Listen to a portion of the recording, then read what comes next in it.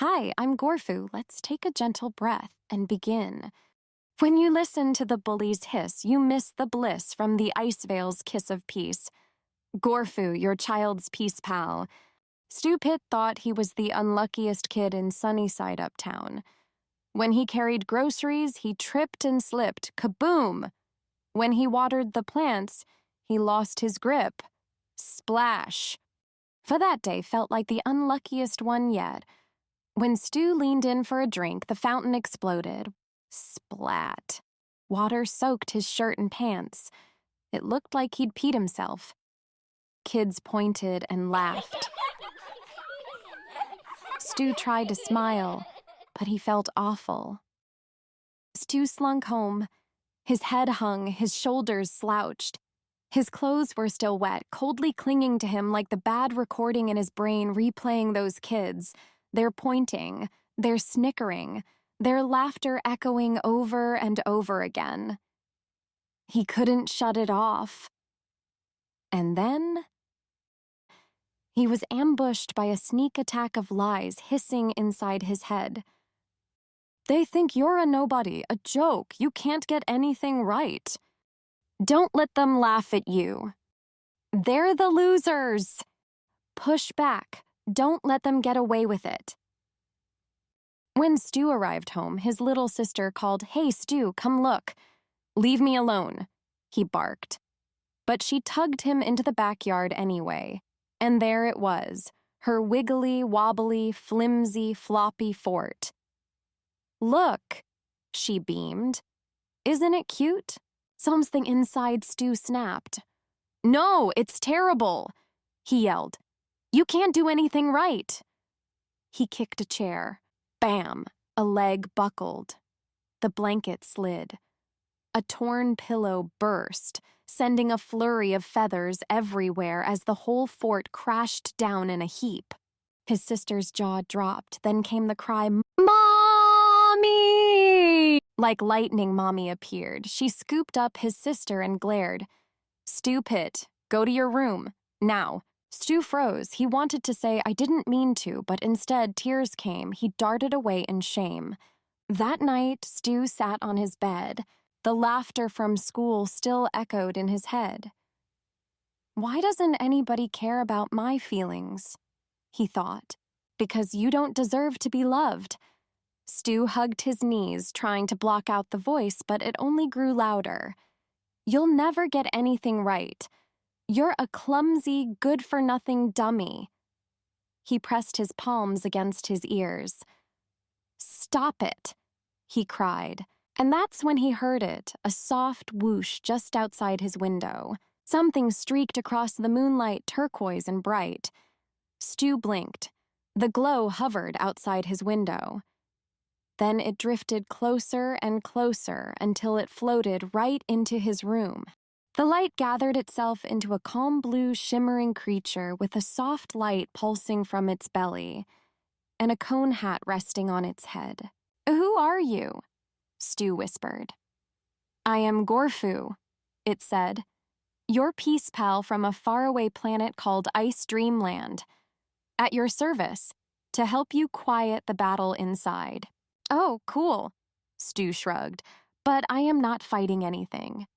"Oh, but you are, little earthling," Gorfu smiled. "You are fighting the bully's voice inside your head, the one that tells you that you are not good enough." Stu swallowed. "You know about that?" "Of course," said Gorfu.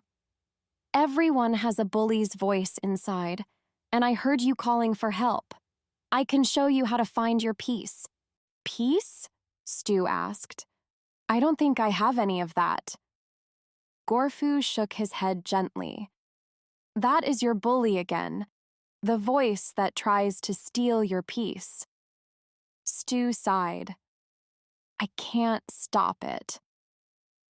"Oh yes, you can," Gorfu said. "You have a secret power, the power of choice. When the bully hisses hurtful lies, you do not have to believe them. You do not even have to listen. That's just noise. You can choose to feel peace instead. Want me to show you how?" "Yes, please," Stu whispered. Close your eyes, said Gorfu. Inhale through your nose. Feel that cool flow. Hear that breeze blow away your bully's hiss. That's the ice veil. It's everywhere in the air. Every breath holds a little kiss of peace. Choose it or lose it. Feel it, hear it, follow it down into your peace dome. Pause. Feel your belly open up inside like a little balloon. Exhale, said Gorfu. Pause. Feel your body relax. If your bully jumps in, that's okay. Just begin again. One breath can reset everything. Stu practiced. Inhale, exhale, trust the ice veil. It felt like something he had always known. Stu practiced peace for a long time, inhaling peace from the ice veil's kiss and exhaling tightness from the bully's hiss. The darkness outside thinned to gray, then gold. The world was waking up. Stu stepped onto the front porch. The air felt cool and alive. He took a slow breath, and the world seemed to breathe with him. The trees, the sky, even the sun rising over rooftops. He heard crickets chirping, leaves rustling, and other sounds swirling like music he had never noticed before. Gorfu floated beside him and said, "When you change the way you feel inside, you change the way you see the world." Stu wandered into the garden where everything shimmered in the first light of day. He stopped beside a rose just opening. How does it know when to bloom? It follows the sun, Gorfu said. When you follow your breath, you bloom too, with peace. A hummingbird zipped past. They're all little miracles, Stu whispered.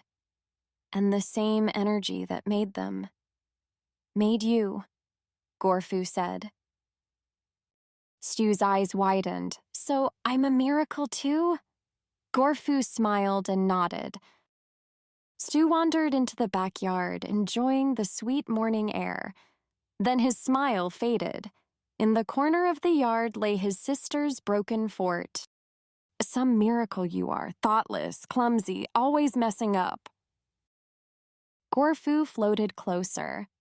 Easy, Gorfu said. That's your bully trying to steal your peace again. But it's true, Stu whispered. I ruined it. I always mess up. Gorfu's glow dimmed in concern. No, Stu, you made a mistake, but you are not a mistake. Peace is always in the air. When you breathe into your peace dome, you connect with it again. Stu took a slow breath. He looked at the broken fort and for the first time felt calm enough to fix it. Stu went into the garage and gathered everything he could find to make the fort bigger, better, and stronger.